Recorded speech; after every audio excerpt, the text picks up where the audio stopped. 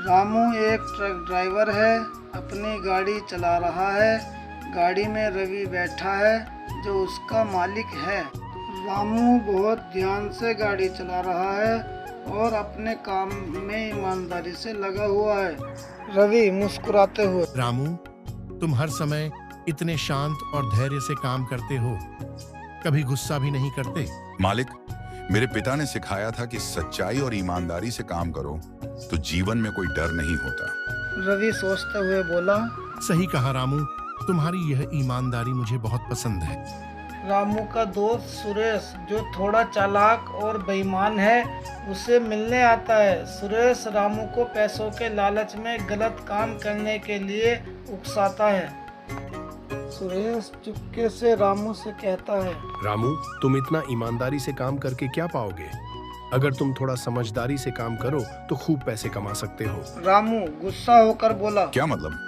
सुरेश समझाने की कोशिश करने लगा। मान लो अगर किसी माल के कुछ बैग कम पहुंचा दो या कभी गाड़ी में कुछ गलत सामान डाल दो तो कोई पता भी नहीं चलेगा, ऊपर से हमें मोटा मुनाफा मिलेगा। रामू गुस्से में होकर बोला। सुरेश, तुम मुझे बेईमानी का रास्ता दिखा रहे हो। मैंने हमेशा ईमानदारी से काम किया है और आगे भी करूंगा। तुम बहुत भोले हो रामू, देखना ये ईमानदारी तुम्हें कहीं नहीं पहुंचाएगी। रामू और रवि एक दिन ऑफिस से लौटते हैं।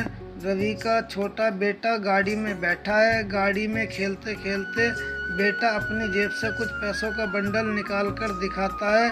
मालिक का बेटा खुशी से होकर कहता है, अंकल रामू, देखो मेरे पास ढेर सारे पैसे हैं। अरे, ये पैसे कहाँ से आए? मैंने कल अपने दोस्त से लिए थे।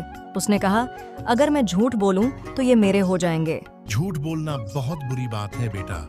एक सच्चा इंसान कभी गलत काम से खुश नहीं रह सकता। रामू की बात सुनकर बच्चा चुप हो जाता है और सोचने लगता है। दूसरी ओर सुरेश रामू की ईमानदारी देखकर एक दिन उसे समझाने आता है। सुरेश माफी मांगते हुए कहता है, रामू, तुम्हारी ईमानदारी और सच्चाई ने मुझे बदल दिया है। मुझे अब समझ में आ गया कि सच्चाई का रास्ता ही सही होता है। सही कहा सुरेश, जीवन में पैसा सब कुछ नहीं है, सच्चाई और ईमानदारी ही असली दौलत है। रामू, तुमने न सिर्फ मुझे बल्कि मेरे बेटे और सुरेश को भी सही रास्ता दिखाया। मैं बहुत खुश हूं कि तुम हमारे साथ हो।